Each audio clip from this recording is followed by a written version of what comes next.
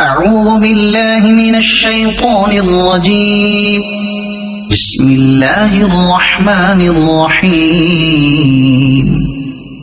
ألف لام را. تلك آيات الكتاب المبين. إنا أنزلناه قرآنا عربيا لعلكم تعقلون. نحن نقص عليك أحسن القصص بما أوحينا إليك هذا القرآن وإن كنت من قبله لمن الغافلين. إذ قال يوسف لأبيه يا أبت إني رأيت 11 كوكبا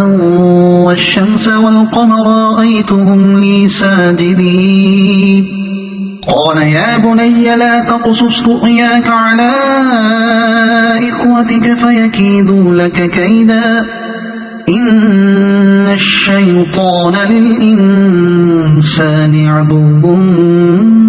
مبين.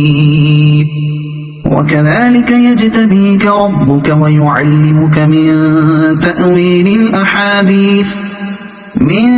تأويل الأحاديث ويتم نعمته عليك وعلى آل يعقوب كما أتمها على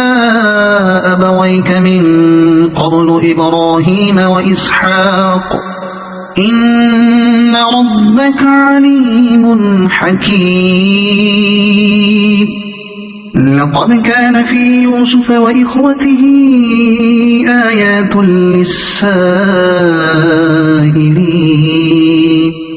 إذ قالوا ليوسف وأخوه أحب إلى أبينا منا ونحن عصبة إن أبانا لفي ضلال مبين. اقتلوا يوسف أو اطرحوه أرضا يخل لكم وجه أبيكم وتكونوا من بعده قوما صالحين. قال قائل منهم لا تقتلوا يوسف وألقوه في غيابة الجب يلتقطه بعض السيارة إن كنتم فاعلين. قالوا يا أبانا ما لك لا تأمنا على يوسف وإنا له لناصحون. أرسله معنا غدا يرتع ويلعب وإنا له لحافظون. قال إني ليحزنني أن تذهبوا به وأخاف أن يأكله الذئب وأنتم عنه غافلون.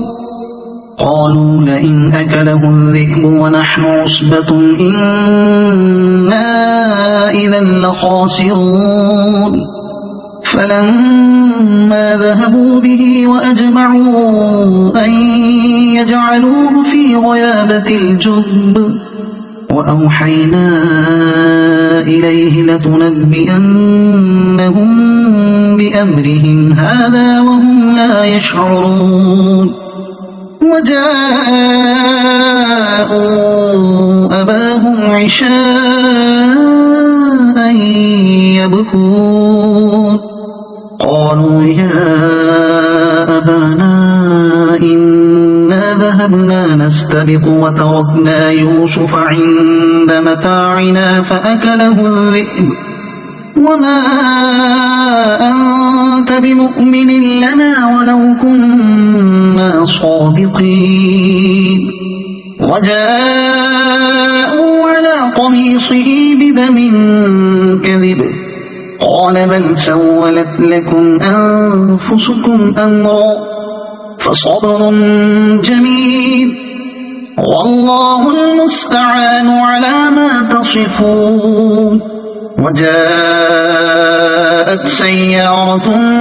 فأرسلوا واردهم فأدلى دلوه قال يا بشرى هذا غلام وأسروه بضاعة والله عليم بما يعملون وشروه بثمن بخس دراهم معدودة وكانوا فيه من الزاهدين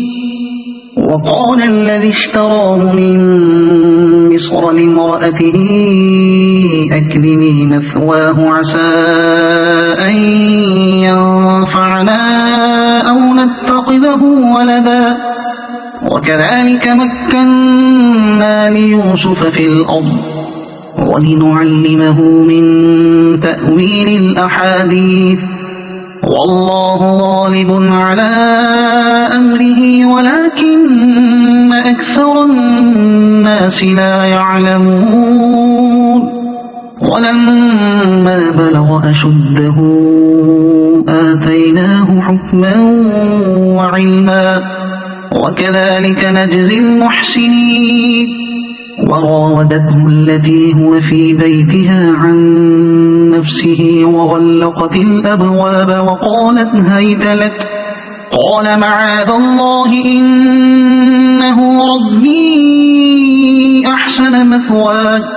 إنه لا يفلح الظالمون ولقد همت به وهم بها لولا أن رأى برهان ربه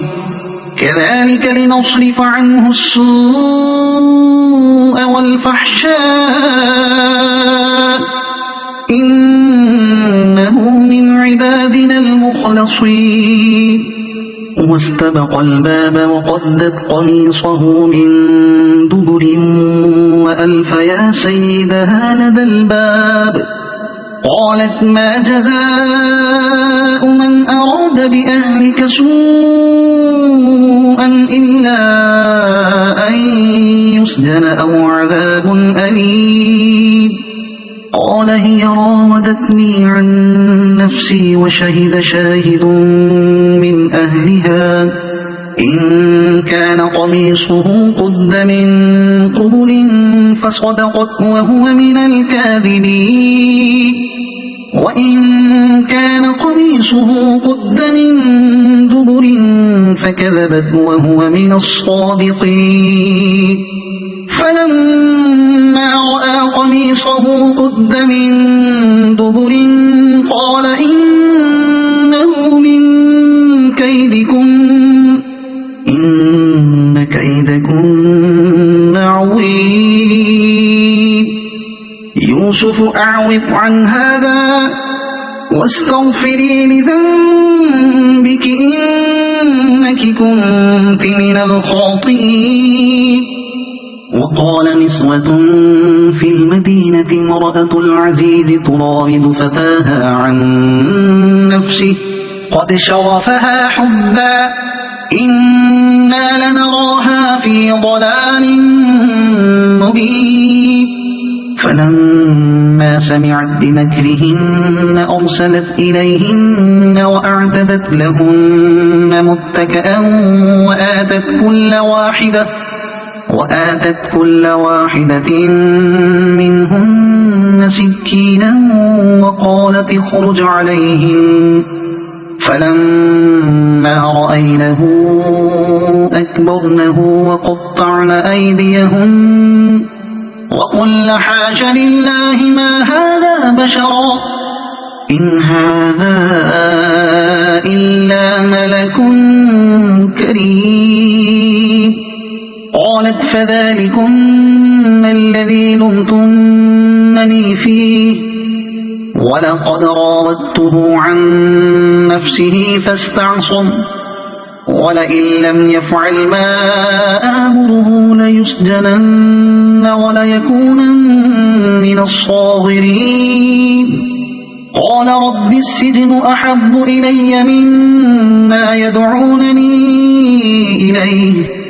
وإلا تصرف عني كيدهن أصب إليهن وأكن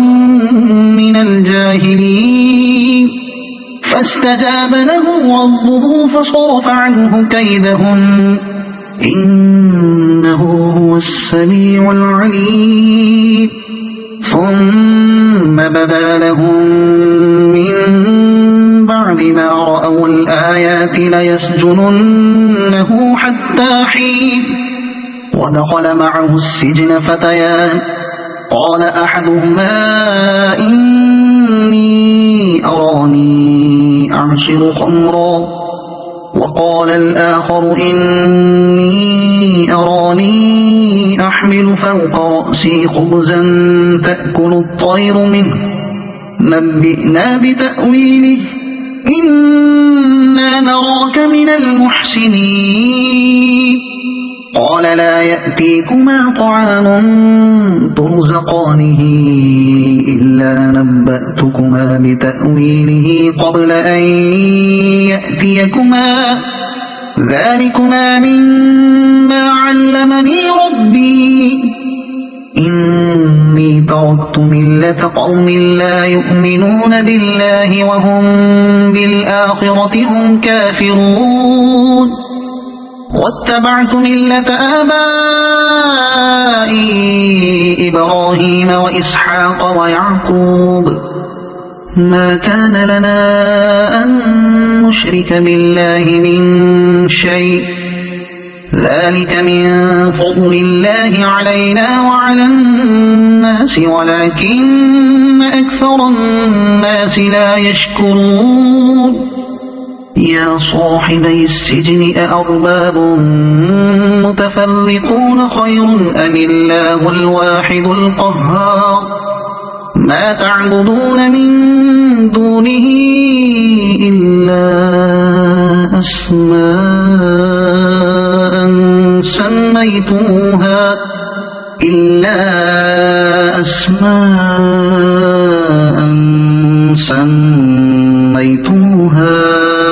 أنتم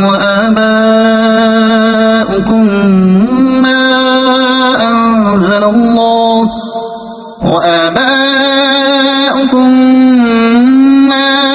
أنزل الله بها من سلطان إن الحكم إلا لله أمر أن لا تعبدوا إلا إياه ذلك الدين القيم ولكن أكثر الناس لا يعلمون يا صاحبي السجن أما أحدكما فيسقي ربه خمرا وأما الآخر فيصلب فتأكل الطير من رأسه قضي الأمر الذي فيه تستفتيان وقال للذي ظن أنه ناج منه اذكرني عند ربك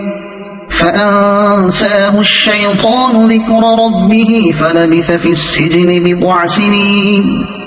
وقال الملك إني أرى 7 بقرات سمان يأكلهن 7 عجاف و7 سنبلات خضر وأخر يابسات يا أيها الملأ أفتوني في رؤياي إن كنتم للرؤيا تعبرون قالوا أضغاث أحلام وما نحن بتأويل الأحلام بعالمين وقال الذي نجا منهما وادكر بعد أمة أنا أنبئكم بتأويله فأرسلون يوسف أيها الصديق أفتنا في 7 بقرات سمان يأكلهن 7 عجاف و7 سنبلات خضر وأخر يابسات لعلي أرجع إلى الناس لعلهم يعلمون قال تزرعون 7 سنين دأبا فما حصدتم فذروه في سنبله إلا قليلا مما تأكلون ثم يأتي من بعد بعد ذلك 7 شداد يأكل ما قدمتم لهن إلا قليلا مما تحصنون ثم يأتي من بعد ذلك عام فيه يغاث الناس وفيه يعصرون وقال الملك ائتوني به فلما جاءه الرسول قال ارجع إلى ربك فاسأله ما بال النسوة اللاتي قطعن أيديهن إن ربي بكيدهن عليم قال ما خطبكن إذ راودتن يوسف عن نفسه قلنا حاش لله ما علمنا عليه من سوء قالت امرأة العزيز الآن حصحص الحق أنا راودته عن نفسه وإنه لمن الصادقين ذلك ليعلم أني لم أخنه بالغيب وأن الله لا يهدي كيد الخائنين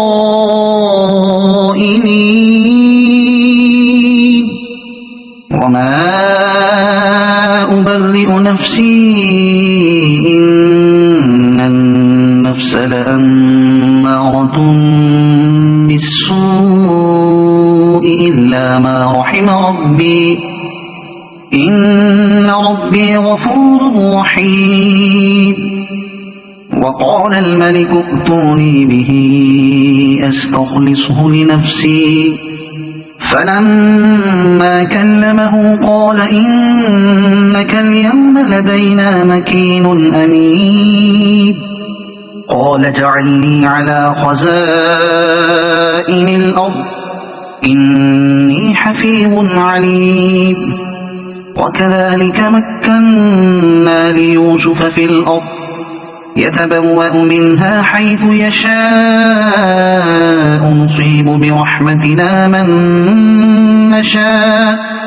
نصيب برحمتنا من نشاء ولا نضيع أجر المحسنين ولأجر الآخرة خير للذين آمنوا وكانوا يتقون وجاء إخوة يوسف فدخلوا عليه فعرفهم وهم له منكرون ولما جهزهم بجهازهم قال ائتوني بأخ لكم من أبيكم ألا ترون أني أوفي الكيل وأنا خير المنزلين فإن لم تأتوني به فلا كيل لكم عندي ولا تقربوا قالوا سنراود عنه أباه وإنا لفاعلون وقال لفتيانه اجعلوا بضاعتهم في رحالهم لعلهم يعرفونها إذا انقلبوا إلى أهلهم لعلهم يرجعون فلما رجعوا إلى أبيهم قالوا يا أبانا منع منا الكيل فأرسل معنا أخانا نكتل وإنا له لحافظون قال هل آمنكم عليه إلا كما أمنتكم على أخيه من قبل فالله خير حافظا وهو أرحم الراحمين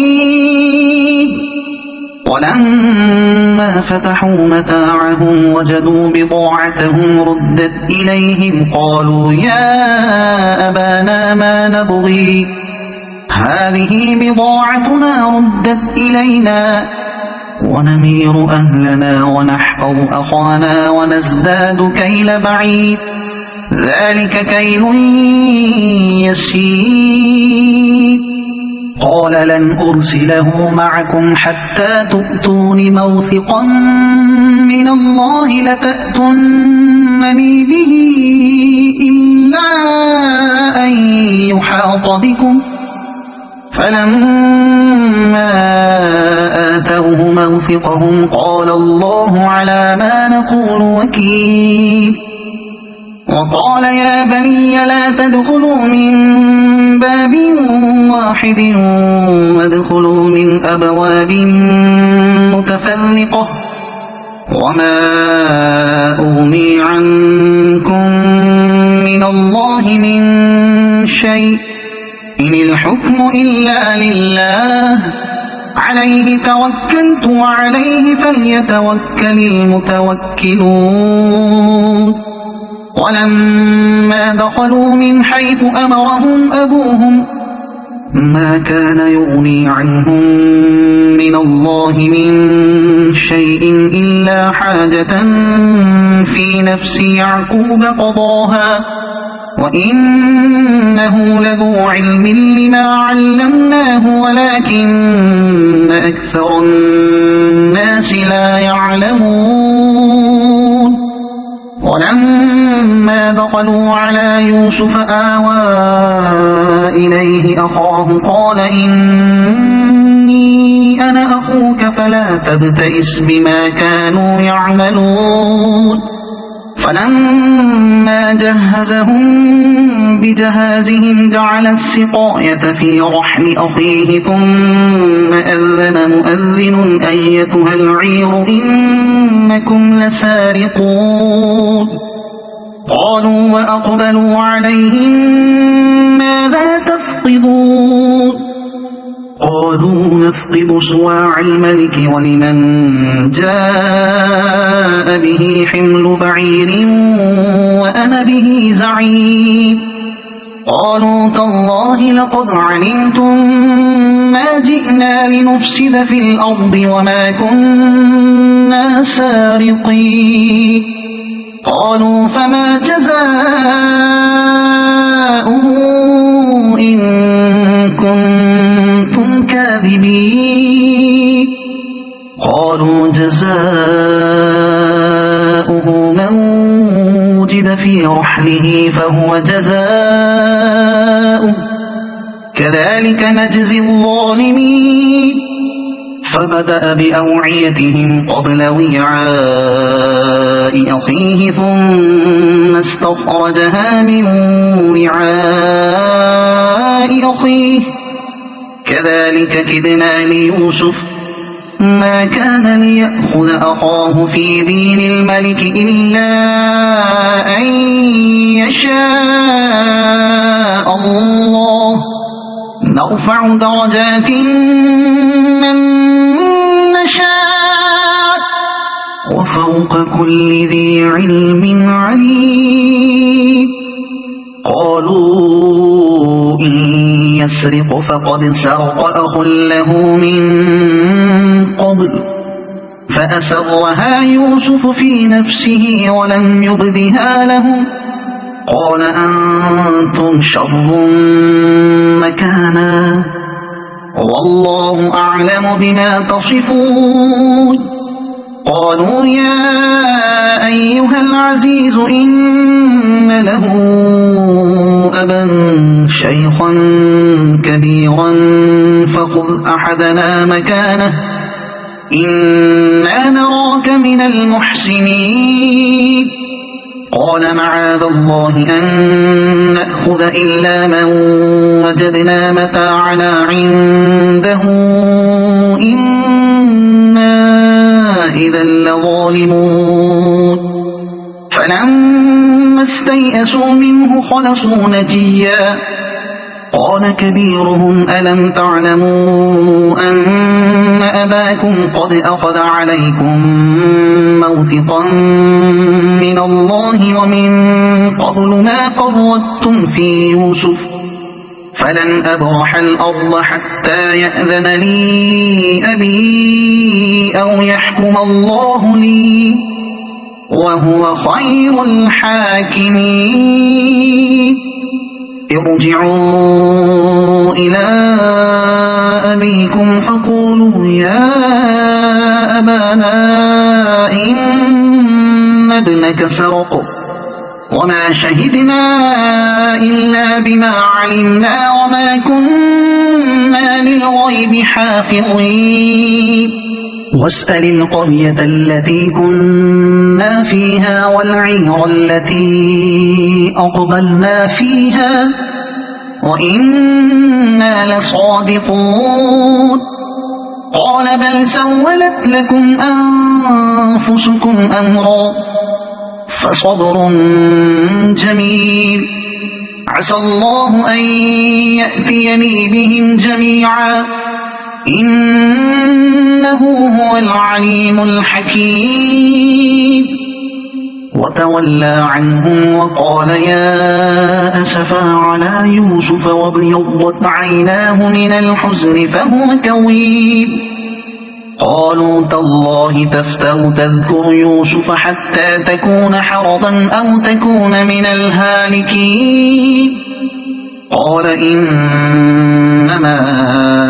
أشكو بثي وحزني إلى الله وأعلم من الله ما لا تعلمون يا بني يذهبوا فتحسسوا من يوسف وأخيه ولا تيأسوا من روح الله إنه لا ييأس من روح الله إلا القوم الكافرون فلما دخلوا عليه قالوا يا أيها العزيز مسنا وأهلنا الضر وجئنا ببضاعة مزجاة فأوف لنا الكيل وتصدق علينا إن الله يجزي المتصدقين قال هل علمتم ما فعلتم بيوسف وأخيه إذ أنتم جاهلون قالوا أئنك لأنت يوسف قال أنا يوسف وهذا أخي قد من الله علينا إنه من يتق ويصبر فإن الله لا يضيع أجر المحسنين قالوا تالله لقد آثرك الله علينا وإن كنا لخاطئين قال لا تثريب عليكم اليوم يغفر الله لكم وهو أرحم الراحمين اذهبوا بقميصي هذا فألقوه على وجه أبي يأت بصيرا وأتوني بأهلكم أجمعين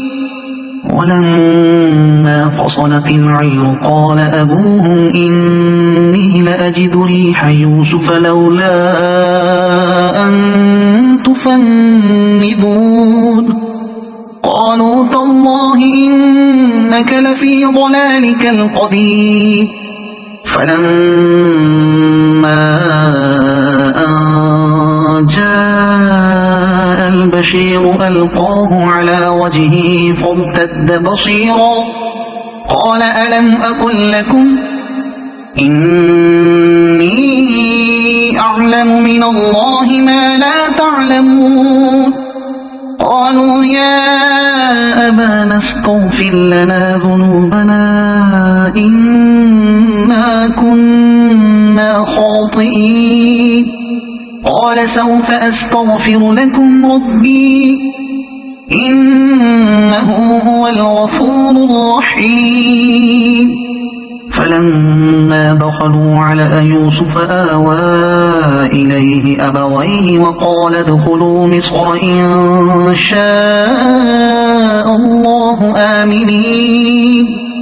ورفع أبويه على العرش وخروا له سجدا وقال يا أبت هذا تأويل رؤياي من قبل قد جعلها ربي حقا وقد أحسن بي إذ أخرجني من السجن وجاء بكم من البدو من بعد أن نزغ الشيطان نزغ الشيطان بيني وبين إخوتي إن ربي لطيف لما يشاء إنه هو العليم الحكيم رب قد آتيتني من الملك وعلمتني من تأويل الأحاديث فاطر السماوات والأرض أنت ولي في الدنيا والآخرة توفني مسلما وألحقني بالصالحين ذلك من أنباء الغيب نوحيه إليك وما كنت لديهم إذ أجمعوا أمرهم وهم يمكرون وما أكثر الناس ولو حرصت بمؤمنين وما تسألهم عليه من أجر إن هو إلا ذكر للعالمين وكأي من آية في السماوات والأرض يمرون عليها وهم عنها معرضون وما يؤمن أكثرهم بالله إلا وهم مشركون أفأمنوا أن